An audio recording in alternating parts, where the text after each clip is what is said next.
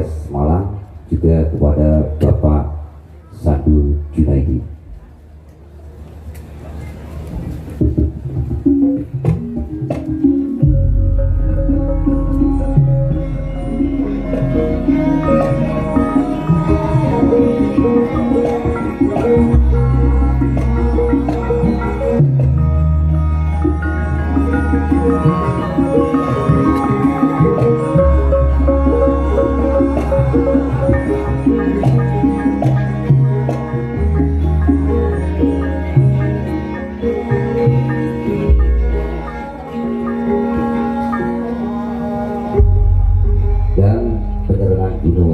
Akan dimulai kepada panjenenganipun Bapak Sandu Junaidi, diserahkan kepada Bapak Bupati Malang Abah Sanusi, dan dilanjutkan kepada Kidalang Bayu Aji.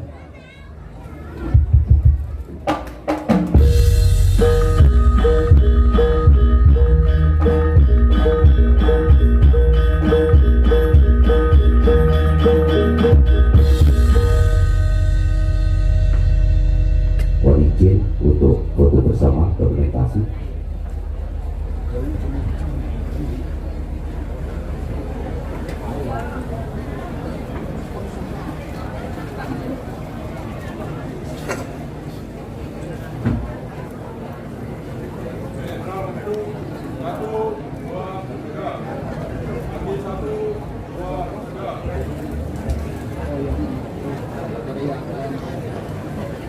Terima kasih kepada beliau-beliaunya.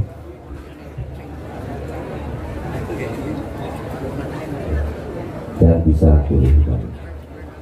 Dan Bapak Ibu, sebagai acara bila dan salah kata salah ucap, mohon maaf yang sebesar-besarnya.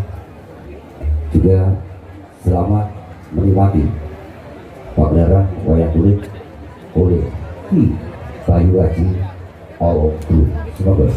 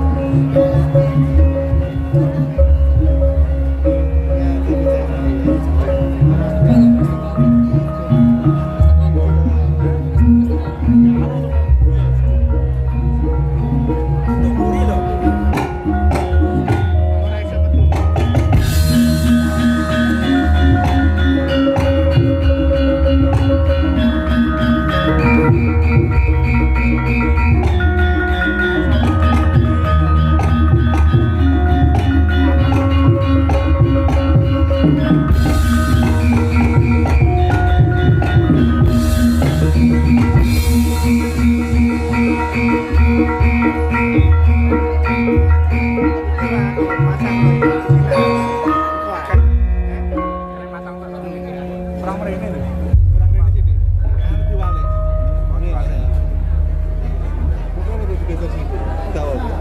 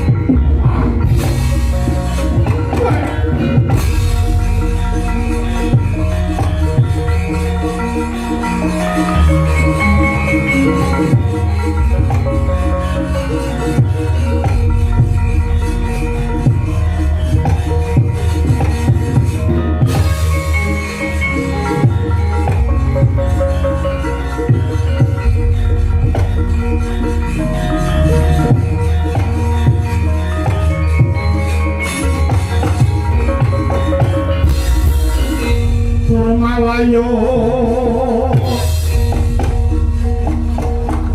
sang yaksendra rupa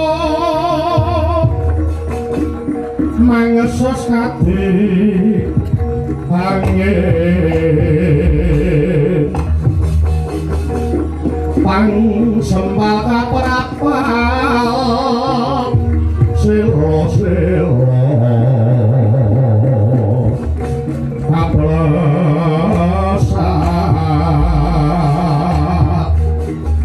satu lumayu mangungsi magyet kagodo kang joko-joko bumi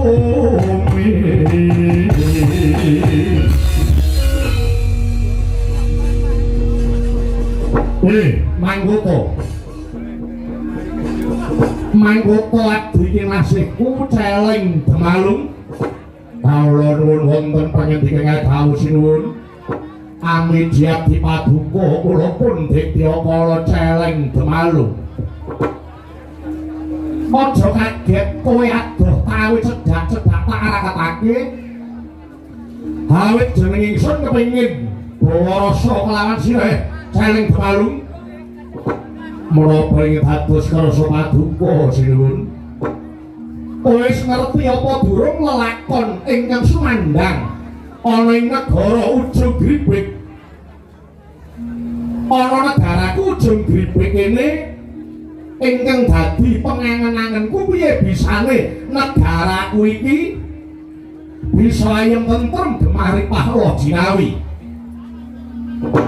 nalika semono ana abdi kinasih ingkang wis tuwa umure ingkang duweni penemu bisane negara Ujung Gripik iki ayem tentrem lan uga ingsun dadi ratu sing ora ana tandinge sak jagat saranane kudu nyolong Bathari Sri dewaning pangan wong tanah Jawa inggih wis ngerti dhewe wektu dina iki Bathari Sri wis tak boyong tak papanake ana ing keputrane negara Ujung Gripik ing manggenipun paduka sinuwun Patira sampun dados saged narendra ingkang boten wonten tandingipun wonten ing alam padang menika sinuwun kula nderek bombong kula nderek mangayu bagya boten dangu Sanghyang Bathari Sri minangka dados garwa prameswari paduka wonten negari Ujung Gripik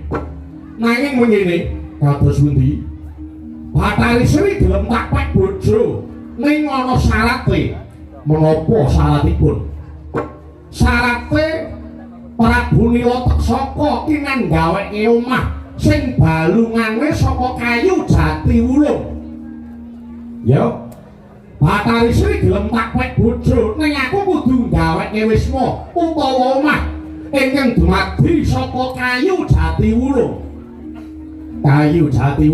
ya lan ingkang angka 2 syarat sing abot liripun bos pundi yen perkara kayu jati wulung kowe ora sandadak bingung merga kayu jati wulung kuwi sing duwe wong tuaku dhewe ya Kanjeng Rama Pandhan Gembung tanpa sirah kuwi sing kagungan ning syarat sing angka 2 iki sing tak anggap abot menapa syaratipun Bathari Sri gelem takpek bojo waton aku kudu bisa nyembelih ratu sing getihe putih celeng demalung lho menapa wonten narendra iki getihipun putih la ya kuwi sak lumahing bumi sakurping langit aku durung tau ngerti ratu ngendi sing getihe putih mula kang saka iku celeng demalung kula wonten dawuh kowe golek sisik melih sapa sing ngerti ratu getih putih ing kono enggal dirangket kuwi dadi tumbal lan dadi pituton nggonku ngrabi marang Bathari Sri oh inggih kula piyambak inggih dereng dungkap sinten ratu ing getihipun putih saka panawasmu abdi dalem ana ing Ujung Gripik ana sing tuwa apa ora inggih wonten inggih menika ingkang abdipun Toga Teja Mantri kalian ingkang abdipun Bilung Sarawita mara timbal aku kepengin sabet-sabet karo Toga karo Bilung wis aku dawuh ya langit ninggal nyonak barangga mutar limang liraka kunang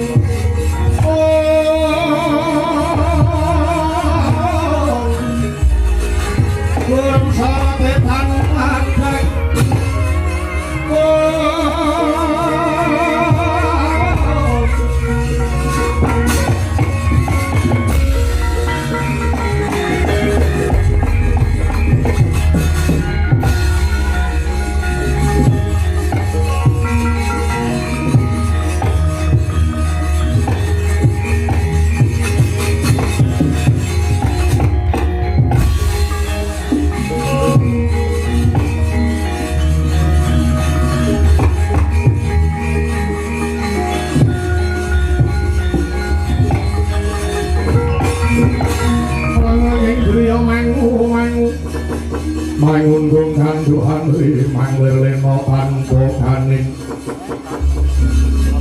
yen mangtulu samengku sang Dyah Utama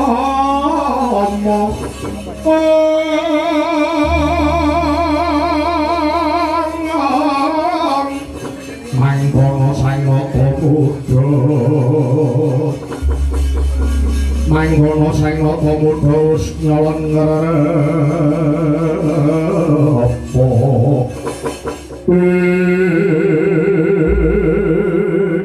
obrok nggih wonten dawuh bilung dalem bose aja kaget kowe tak awe nyedak marang pelungguhaning sun aku kepengin njaluk katrangan lawan sira obrok nggih kowe kuwi abdi sing tuwa dhewe ana kene nggih kula menika abdi sing tuwa nggih ampun kula kali bilung niki oh nggih liyane pun pecah sedaya yen ngono kowe duweni pengalaman sing akeh pangestu paduka kula menika suwita wiwit Prabu Rahwana Raja ing nagaring Alengka menika sampun kula lampahi sedaya saiki arep takon karo kowe badhe ndang menapa kowe ngerti apa ora ratu sing getihe putih ana ngalam donya iki sapa menggirian kok paduka paring dawuh nyuwun pirsa ratu sing getihe putih niku ajenge napa Wangsulana menggirian ta kula tak nyuwun pirsa kok goleki ratu getih putih niku enten apa obrok nggih mulane aku goleki ratu getih putih jalaran arep nuruti sing dadi panyuwune gantilaning atiku Sanghyang Batari Sri sing wis tak colong saka tanah Jawa. Oh inggih. Batari Sri gelem tak rabi ning duweni penjaluk sepisan kon gaweke wisma utawa omah balungane saka mustikaning kayu jati wulung lan uga njaluk ditumbali ratu getih putih. Mula aku harus ketemu karo ratu getih putih tak beleh kanggo tumbal. Pangapunten sampeyan niku napa wis jeleh nyawang srengenge kok goleki ratu getih putih. Mbok iki sampun to. Menawi paduka ndaratur kula Batari Sri niku dibalekke mawon ten tanah Jawa. Niku pusakane para among tangi ten tanah Jawa. Paduka kok nyolong Batari Sri. Tegesipun paduka ki tega karo para petani-petani ten tanah Jawa mriku mesti padha nangis gugu merga kelangan dewa kemakmuran kuwi to nggih Batari Sri niku. Kok piye? Kowe isih kerasan melu aku apa ora? Bersih. Yen kowe isih kerasan melu aku ora usah ngrebut Batari Sri. Kuwi perkaraku. Oh nggih pun. Ratu Getih Putih. Nah, menawi paduka ndangu Ratu Getih Putih niku sinten? Ratu Getih Putih niku Narendra Ngamarta, jejuluk Prabu Puntadewa. Puntadewa? Inggih. Lah kuwi sing tak goleki. Puntadewa tak beleh. Niku nek sampeyan derek kedhisikan dibeleh kali adine. Sapa? Werkudara. Sampeyan ampun ngrasani Prabu Puntadewa niku Pandhawa 5. Niku wis kondhang manunggal lair batine. Sampeyan kok ngrasani Pandhawa, ngrasani Puntadewa. Durung nganti pethuk karo Puntadewa pun dipethukke karo adine sing jeneng Werkudara. Niku ampuhe ora umum. Yen Werkudara durung methukke sampeyan apese sampeyan niku dipethukke kalih anak-anak Pandhawa. Anak-anak Pandhawa nggih. Apa ampuh? Ampuh anak Pandhawa niku. Gatotkaca niku angkatan udara. Antarja niku angkatan darat, Antasena niku angkatan laut. Terus kalih Wisanggeni lho niku. Niku sing dadi panglimane Praja Ngamarta Wisanggeni niku. Wisanggeni niku bocah jujur, nek elek muni elek, nek apik muni apik. Lho, arep bocah ra iso basa.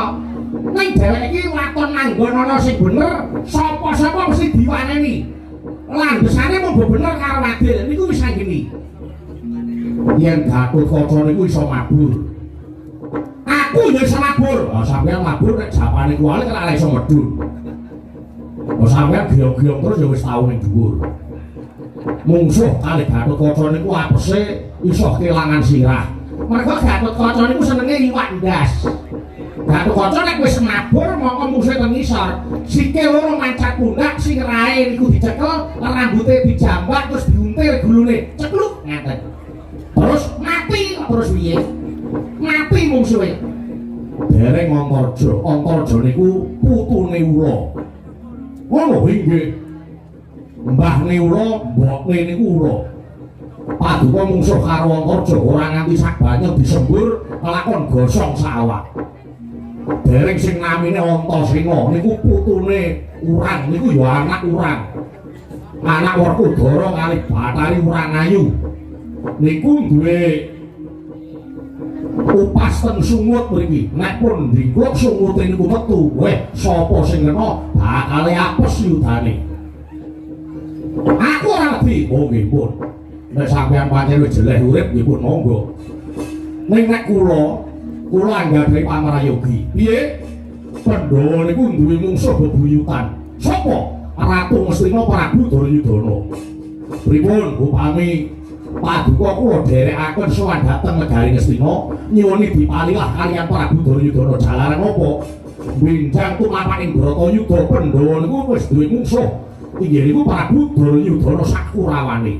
Sampeyan nek arep mateni Pandhawa kudu njaluk dipalilah karo Prabu Duryudana.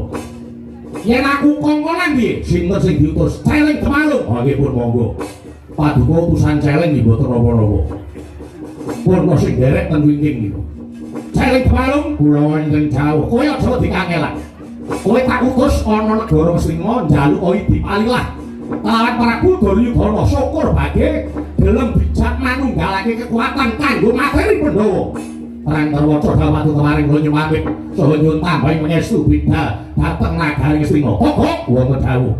Kowe aja keri. Tutno lakune Celeng Demalung. Wis saking dawuh. Kemarin kula nyuwun pamit saha nyuwun tambahi pangestu. Kula jali aku wis bali ana ing ujung bibit.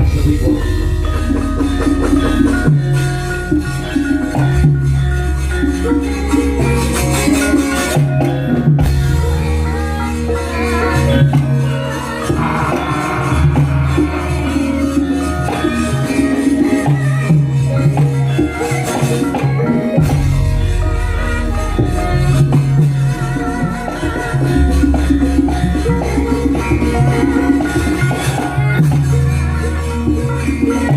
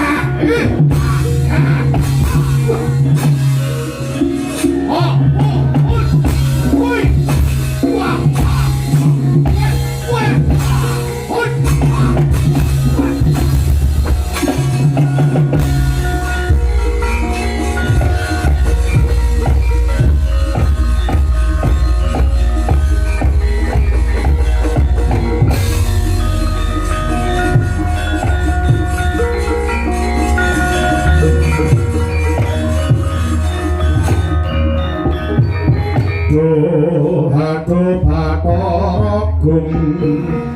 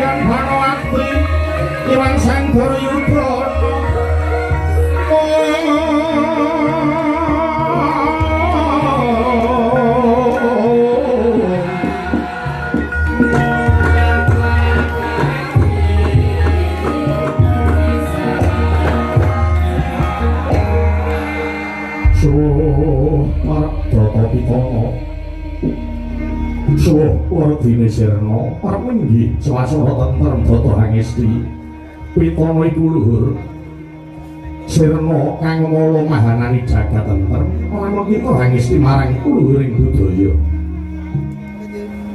Sesanti Jaya-jaya Wijayanti Rahayu ingkang samya makarya Rahayu Sanggung Dumadi Bebuka purwanganing kandha dongeng kuna kadhapuk paraga dadi sesuluh sinanggit ing carita Caraka budaya ambuti luhuring susila anggancar gesanging jalming jaman purwa ala becik wis sinakup saking carita yaiku sejatine nonton wayang purwa ingkang parayoga pinuladha ingkang ala hayya katenta kaya jalma ngilu kaca uring diri temah tuwa rasa rumangsa purmangsani Surya Candra miwang Kartika ginara-gelaring ngakoso gilir gumanti angidri jagat Purwa tekeng duksina tanpa kembo sahari ratri gesanging arca padha anut purbaning kang kawasa tanem tuwuh beribaran satawana miwah jalma manungsa sajuru-juru ustina putri nata tataning kodrat tuwin dewasaning urip dewi-dewi anenggih pundi tenging minangka purwakaning kandha datang kadi ginupeting dalem gumelar nagari Ngastina liman benawi gajaya inggih kuru janggala para milih ngastana nagari Ngastina karana yasaning Prabu Hasrimurti ya Prabu Nahusa gajaya liman benawi minangka pamangiduk kunaning ngono dadi sasana kedatoning Dewi Panggo mila sinebat kuru janggala labetingga mangke masih dadi palengganing darahku jroning carita mangke nagari Ngastina nadyan negari ageng nanging kirang agung nadyan wis ayom nanging kirang ayem apa ta sebawe kang mangkono labet nadyan praja Ngastina nagari ing jembar tebane umbul jajane gedhe wulu anutune pepak wadya sagegamane ingkang sarta jero jagane kandel betenge nanging kuciwa dene tipis pengen dadi panembahe olah sinanta wau ingkang jumeneng minangka gegununganing praja ana kinucap jejuluk Prabu Duryudana iya Prabu Suyudana Jaka Witana Jaya Witana Tripamangsah Kurwati Kurawendra Gendari Suta inggih Sang Drestaratmaja Narendra Gung Pinetara Dasar Sugih Bondo Bandhu Prabu Balaraja Wapa kaya mangkono lujure Semati Wanci enjing rantak-rantak Sang Hyang Surya Madari Pasiwakan Agung rikala semana Sang Natamiya siniwaka lenggahing dampar kencana kuline mangan kasur babut parang wedani sinari sari ginanda wida lisah jebat kasturi kongas gandane sangkat ngantos dumugi ing pangurapan Jawi niyose Sang Bumi Nata kaya porong biada manggung ketanggung Jaka maloro-loro ingkang sami ngampil upacara keparabon arupi banyak dalang sawunggaling hargawalika bebek Mas Dewi Panggo kang sarwa kencana sinangsa nang kertas pita mubiyaring ngakosa rebutan laring manyura kanan tanah pinggering tinon saking Mandura sirna sipati manungsa panjayah Sang Hyang Bathara Balingi Jawantah Gayap Porapsari panenggih ingkang kepareng caket ing ngarsanata lah menika talanganira pendhita ingkang saking Pertapan Talkanda peparab Begawan Bisma nadyanus lalu yuswa netra sinambet kaca pramana parandene pasekaton gedhe pengaribawani datang kantun ingkang wis ngabyantara kaya konjema bantala mukane lah menika tawanganira pepatih nagari Ngastina kekasih Raden Patih Harya Sengkuni ya Raden Harya Suman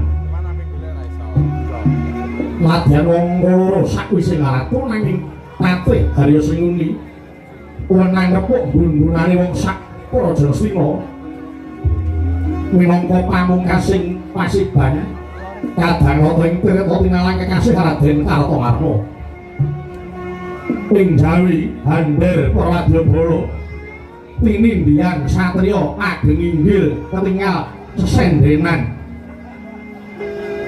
gila-gilo sedap sekedap jemujeng nenggih panenggaing Kurawa Raden Dursasana sawetawis lenggahing Prabu Duryudana parandene dereng kapiyarsa ing dadi pangandikane pokok mangkono para ririh turu hangarah prana sabaning Sang Bisma pecah marang semiringan swasana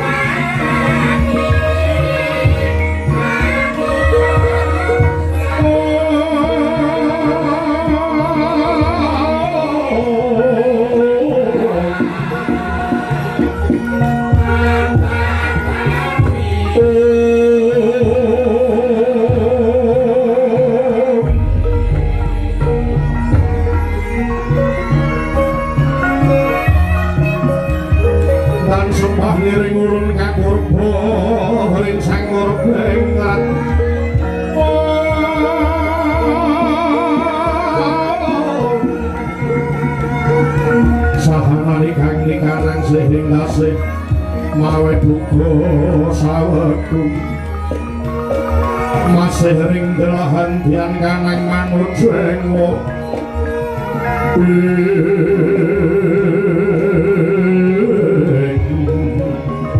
Perinjeng ayakane ngerat duteng ngerat kutomo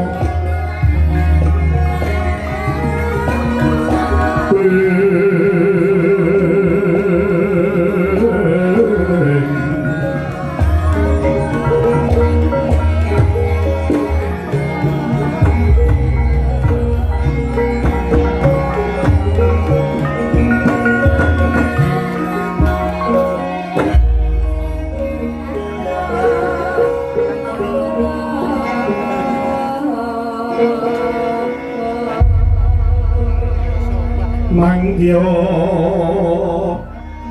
darat jating praja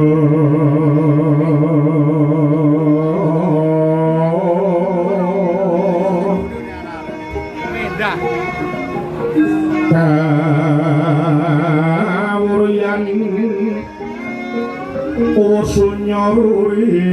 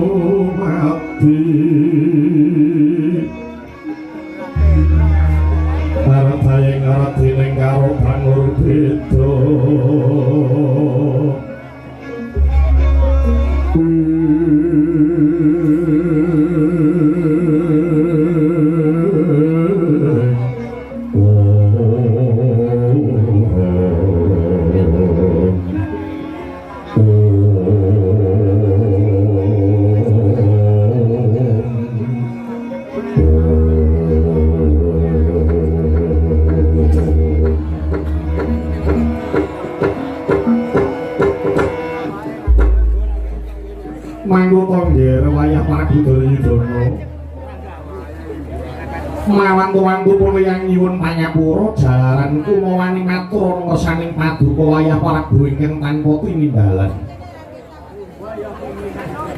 Ora lebet pun yang iki nerak marang wataking tata krama babar pisan ora ya mung saka gedene pangimanipun yang tumrap marang wayah Prabu ing Ngastina. Wiwit lenggah siniwaka nganti ngrika lenggah iki kok durung paring dawuh apa wigatining pasilakan kepara ndak sawang paduka wayah Prabu kok lagi duka kuwi banjur sapa sing dianggep luput wayah Prabu moringga paring dawuh nggih wayah Udayudana yen paduka wayah Prabu ora enggal paring dawuh bisa anani golek rongeh ingkang padha sangat biantara iki wayah Prabu dalem mawa limut kalamatan jroning alam kanyut oh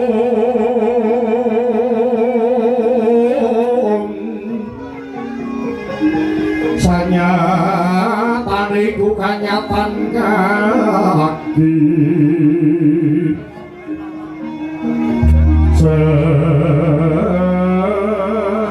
jati lientan himo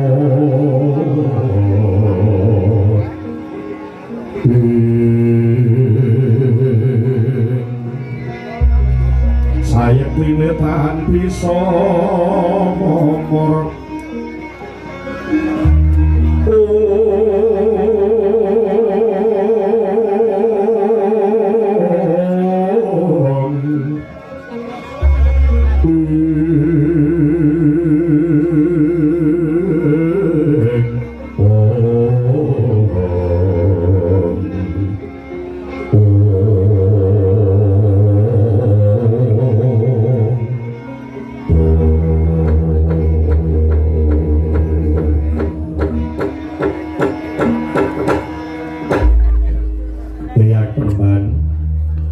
kepiye wayah Prabu kula nyuwun pangapunten dene sawetawis kula boten matur wong ngarsa paduka tiyang pun maling takondro ya ora dadi apa malah kepara lega rasanipun tiyang dene paduka wayah Prabu wis kersa maring dawuh menawa kepareng kawedaring kathah banjur apa kang dadi penggalianing paduka wayah Duryudana.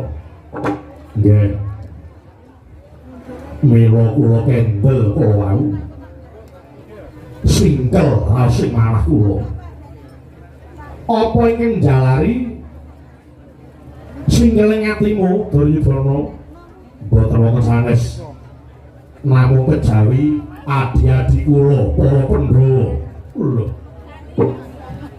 Pandhawa ning apa meneh to? Pandhawa iki apa meneh saben-saben paduka wayah Prabu kuwi duka kok mung perkara Pandhawa. Pandhawa iki gawe moga apa meneh? Menapa paduka yang penemban boten mireng bilih Pandhawa badhe bangun pura Kencana. Oh, perkara kuwi to. Nggih. Pandhawa ketingal anggenipun umuk utawi pamer dhateng kesugihanipun. Sepira bandane Pandhawa apa wis ngungkuli kesugihane Duryudana. Ing atase bangun pura Kencana ora njaluk pangestu karo Duryudana sing jare dianggep sedulure tuwa. Ngatingalaken umuk Puntadewa. Puntadewa pamer bandanipun. Menika sami kemawon ngilangi dada ngepel mestaka dhateng Duryudana. Ya ngono apa Paman Singuri? Iye. Leres sanget menika leres sanget. Kula menika sejatosipun inggih sampun mireng perkawis menika. Pandhawa anggenipun badhe mbangun pura Kencana. Pandhawa kok pemewat bangun kok wis turah bandane Puntadewa menika. Kula menika inggih boten remen kaliyan watakipun Pandhawa ingkang gleleng ngedir-diraken dhateng kesugihanipun. Lah mbok ya nitik Pandhawa kuwi upama ora diwelasi kaliyan Paduka Sinuwun dipun paringi bumi wana marta Pandhawa ya dadi kere sayahene. Bareng saiki duwe negara ora pati ya gedhe ngene kok. Waduh gembira sirahe Puntadewa.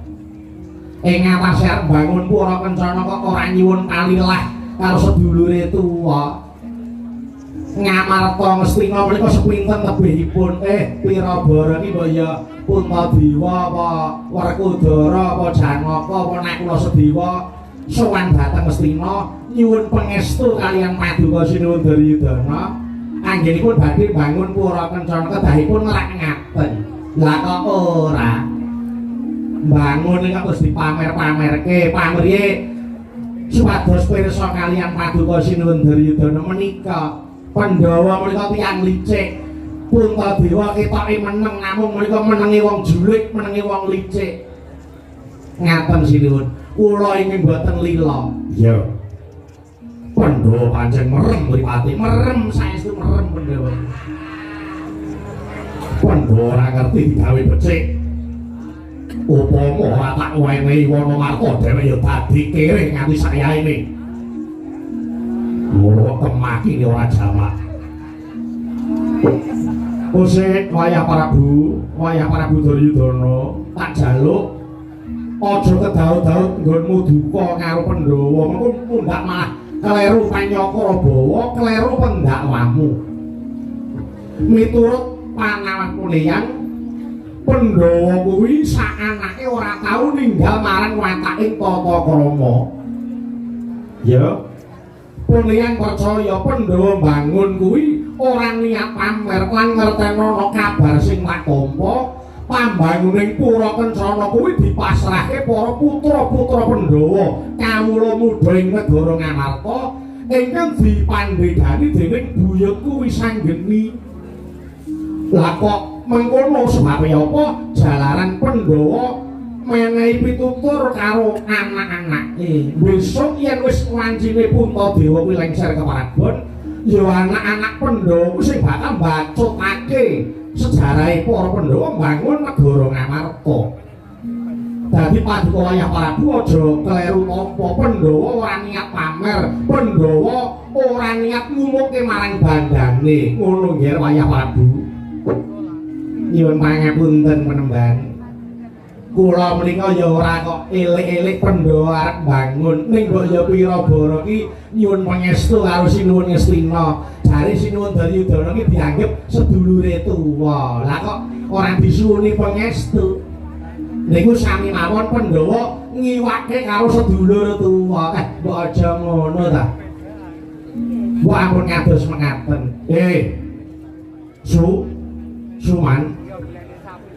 Tak kandhani ya. Pandhawa bangun ku yen ora nglonjok bumi Ngastina kudune rak ya ora apa-apa kok senggune.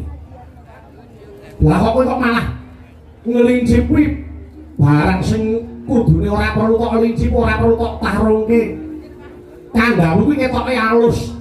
Nek kok rasane kaya arep ngedu Pandhawa karo Kurawa. Mbok aja ngono kok senggune. Kowe iki dadi patih saya tuwa tindak tanduk muni solah bawa kuwi didelok karo anak putumu. Kowe iki wong angka loro sakwise ratu, ya. Lambene iki nek muni ditata aja waton gambleh lambemu kuwi. Apa kowe ora titen to? Kowe ora titen.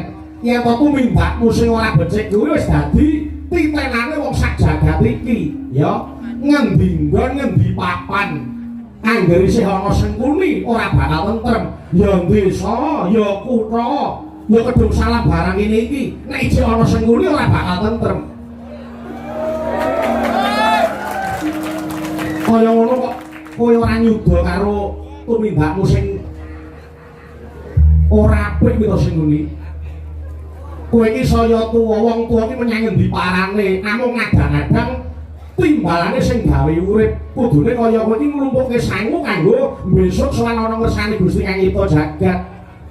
Ora kok terus serakah dakah-dakah ana Pandhawa karo Kurawa rukun kok sajak kowe ora seneng. Anggere ana wong rukun tok jaili negara tentrem, kowe ngobak-obak karben dadi geger jroning negara. Kowe iki jane menungso apa kirik aku tak tiga coba. Sing sedeng kirik ae diopeni gelem tunggu omah. Lah kok kowe sing menungso kok ora ngerti matur nuwun karo Pandhawa iki kepiye? Kudune kowe matur nuwun karo Pandhawa jalaran apa? Kowe mbiyen dadi patih ana negara Ngastina iki ora ana sing milih, ngerti? Ora ana sing milih. Aja ana welase anakku Pandhu, bapake Pandhawa, kowe ora bakal dadi patih. Lah kok ya dirih atine putuku Duryudana kuwi aja nganti daut-daut, aja nganti duka. Mengko mundhak malah kleru Panyakara Bawa, kleru oleh ndakwa. Ngalah nek kula ya ora. Pandhawa bangun ora njaluk dipalilah. Menika sami mawon namerke kadigdayane napa mlih kok dipasrahke karo Wisanggeni. Cah nom-nom Ngamarta niku isane apa? Niku ya mung salah sijining cara. Mengko nek wis bangun, nggih ta, ketok sing bangun iki para kawula muda. Lah, jroning bangun niku napa sing dadi ancase Pandhawa? Sengkuni, Pandhawa bangun pura Kencana kuwi nganut kabar sing tak tampa. Kuwi kanggo nampa tamu saka liya negara, kanggo liru wujude sumber daya alam. Karben wong mancanegara kuwi gelem nandur pawitan ana negara Ngamarta. Wong mancanegara gelem nandur pawitan ana negara Ngamarta, yen negarane kuwi mau ayem tentrem ngono. Alah niku ya ora. Pandhawa gawe pura Kencana nggo nglumpukke para raja Narmati. Sing dienggo aling-aling karepe padha liru sumber daya alam. Namung sejatosipun sinuwun menika bribik-bribik Pandhawa badhe nyengkakaken Bratayuda Jaya Binangun. Apa ngono? Saestu menika. Saestu. Kula dipun sumpah nggih purun. Kula sampun bidhalaken telik sandi. Pandhawa badhe ngempalaken para raja Narmati sak jagat kangge nungsung kekiyatan. Sabab menapa Pandhawa benjang ngadepi Bratayuda ajre ningali kekiyatan negari Ngastina. Mula prayogane mumpung durung kebacut luwih becik digagalake oleh bangun pura Kencana. Menika kula sarujuk sanget. Kula setuju menika.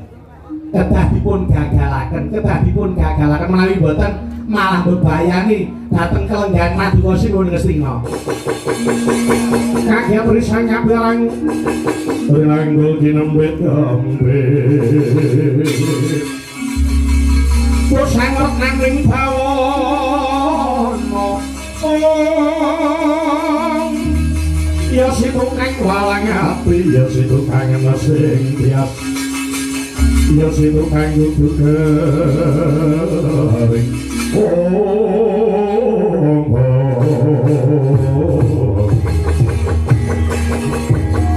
ya langit lingkal nyawana klar mangga muntar liman wiraga kunang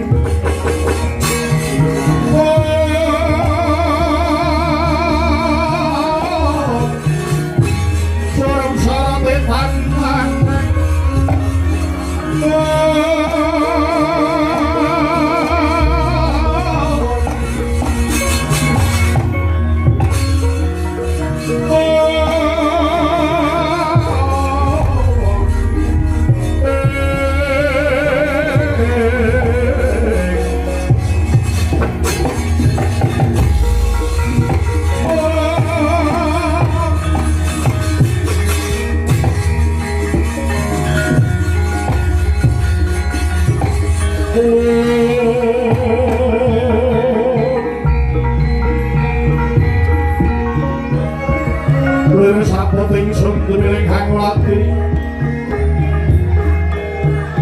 Puspita mendah kang warni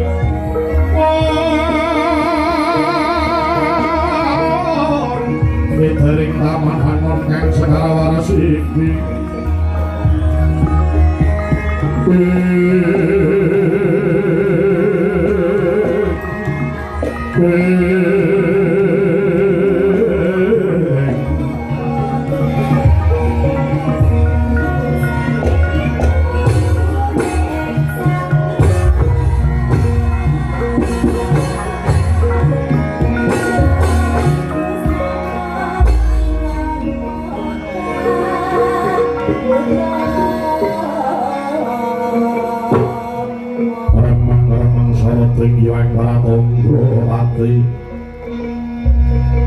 Himawan setona wengi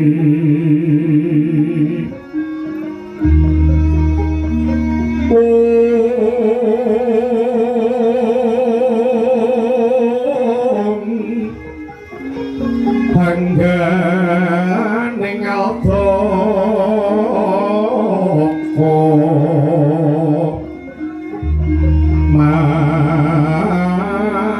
nampak kumiring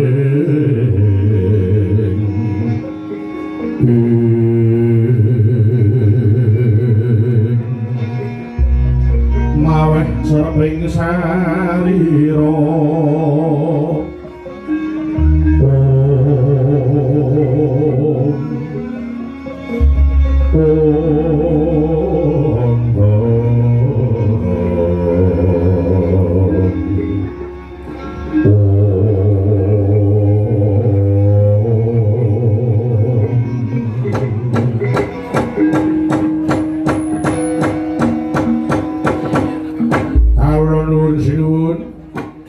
Gunamit pasang Kalimantan biti lebih ning siku dendho sinaken ing Tirta Laksama sinuwun. Kula ingkang paring sowan wonten ngarsa paduka sinuwun. Iya jagat dewa Bathara. Paman Sengkuni. Iye. Iki ana titah kok ngane-ane. Lah nggih kula nggih batin wonten titah kok tugelan. Sirahe celeng kok awake menungsa. Iya. Mara diageng aku wis anak. Sira iku sapa lan saka ngendi? Dangamu. Kawula non sinuwun menawi paduka dangu dhateng jasad kula. Kula mrika wingking saking nagari Ujung Gribik. Kula abdinipun sinuwun Prabu Nila Tersaka. Dene nami kula pun Ditya Celeng Demalung. Ditya Celeng Demalung. Kawula non nuli. Menapa leres kula menika sampun ngadhep sinuwun Prabu Duryudana? Iya, ora sisip ing sonaring Durastina Prabu Duryudana. Waduh, sinuwun sewu bejo kemayangan. Dene kula sampun saged ngadhep wonten ngarsa paduka sinuwun Duryudana. Ana parigawe apa katut semengko pengawak bojo para tamu ana ing Pendhapa Ngastina. Sinuwun kejawi kula ngaturaken sungkem ingkang sakelangga wigatos. Kula dipun utus kaliyan ratu Gusti kula Prabu Nila Tersaka. Kowe diutus sapa? Kula dipun utus nyuwuni dipalilah kaliyan paduka Prabu Duryudana. Kowe njaluk dipalilah ngenani bab perkara apa? Sinuwun dinten menika sinuwun Prabu Nila Tersaka badhe nentremaken negari Ujung Gribik. Lah syaratipun supados negari Ujung Gribik kala ayem tentrem kedah pinumbalan ratu ingkang getihipun putih. Manut katerangan ingkang kula tampi Narendra getih putih menika boten wonten sanes namung kejawi Narendra ngamarta Prabu Puntadewa. Lajeng sinuwun Prabu Nila Tersaka paring dawuh bilih kula dipun utus nyuwuni dipalilah menapa wonten kepareng paduka menawi kula badhe mejahi Puntadewa kelilit paduka sinuwun Duryudana. Iya jagat dewa Bathara. Paman Sengkuni kula wonten dawuh teka iki ana rembug sing aneh-aneh. Celeng Demalung yuni dipalilah arep mateni Puntadewa. Kepiye paman? Menapa wonten keparengipun kula badhe nanggapi aturipun Celeng Demalung? Tak wene wektu moringgal purbane paman.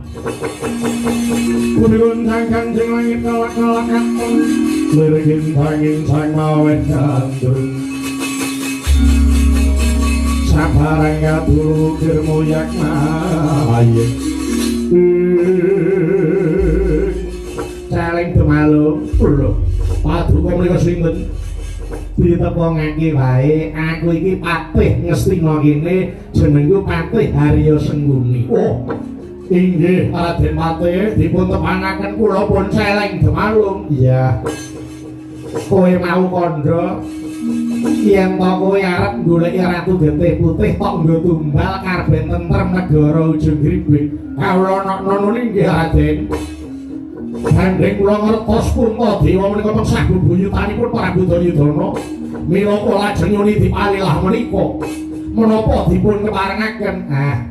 Yen kowe nyuni dipalilah karo Sinuwun Duryudana, aku minangka wakile Sinuwun Duryudana. Iya.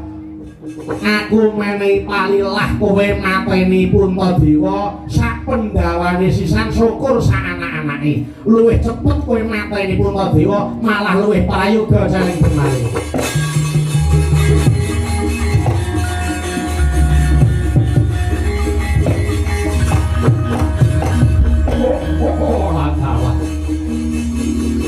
Kula sing manah kula Raden.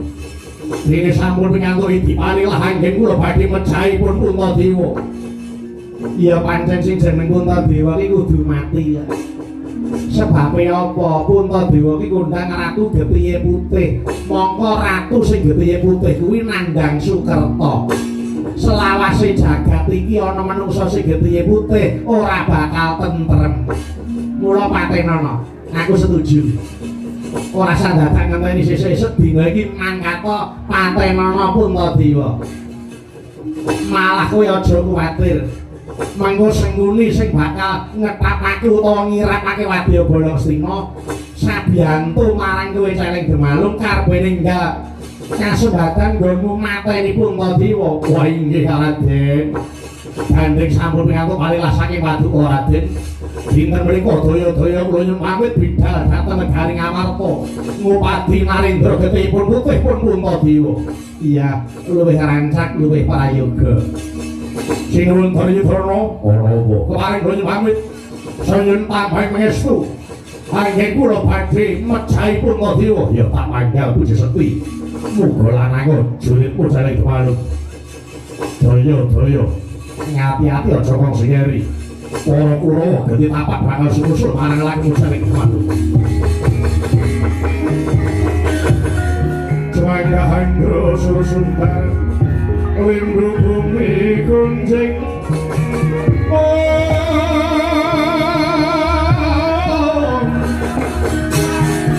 Demalung Bagong para ketemu menang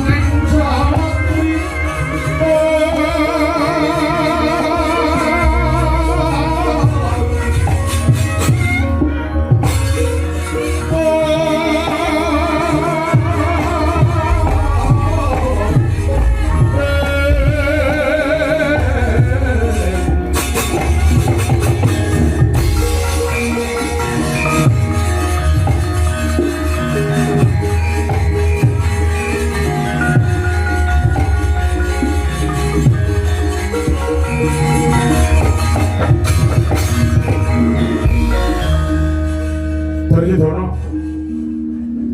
Nggih. Lah kok Sibarat ngurusui Pandhawa sakar bangun pura Kencana iki jane piye to? Lah kok malah wis kuton karo utusan saka ing ujung Diripik Celeng Demalung iki. Apa paedahe Ngastina iki nganggo pendhita? Ora ana paedahe. Ngastina aja tok wenehi pendhita. Wis Ngastina aja tok wenehi wong pinter. Ngastina kuwi kebak ana kaya balane sengkuri sing gento watake kuwi. Ana wong tentrem ora seneng, ana wong rukun ora seneng kabeh mung ditabrake. Duryudana. Eling-eling sing dadi dawuhipun yang iki. Sapa sing miwiti cidra, wahyune bakal sirna. Eling-eling kuwi.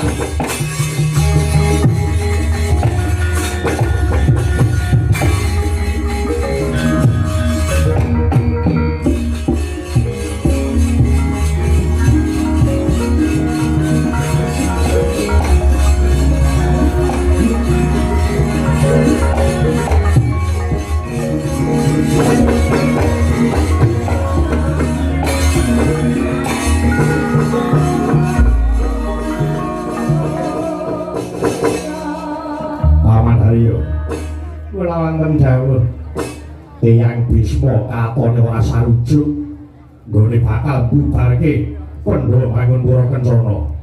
Sampun kersanipun. Kang Eyang menika ora perlu ditanggapi, mangke malah mindak dados menapa menika pepalang. Kula sampun niteni wong sawangsul sauger Paduka menika ngraosi Pandhawa. Kang Eyang menika mesti ora lila. Kula niku nggih gumun jane Kang Eyang iki wonge sapa to? Jane wonge Ngastina apa wonge Pandhawa? Lho, nek nitik seragame niku jane nggih padha karo rombongan. Nitik seragame lho, nek kok jiwane sajake kok ora ngiloni mriki. Halah, pun mboten perlu dipun menggalih. Ngastina tanpa Kang Eyang Bisma ora nyuda kekuatan. Ya wis, yen pancen rumangsa Budhawa Paman Silungi piye pambudidayamu? Bisane gagal Pandhawa mulih bangun pura Kencana. Tareng Parwaca Dal Paduka Sinuwun keparing kula nyuwun pamit senyun tambahing pangestu sabiyantu dhateng pun Celeng Demalung kala wau. Ya, ngati-ati duga-duga digawa ngati-ati aja wong singeri. Dimas Kartowarma kula dawuh sinuwun aja kering gawe. Nderek Paman Sengguni wigati sabiyantu Celeng Demalung gagalke nggone Pandhawa bangun pura Kencana. Kuli ngismake dawuh warmada saking Pasya Paduka Sinuwun. Ya tak jaluk yen wis sakruh aja baling jane sing dadi upayamu. Kuli istriku.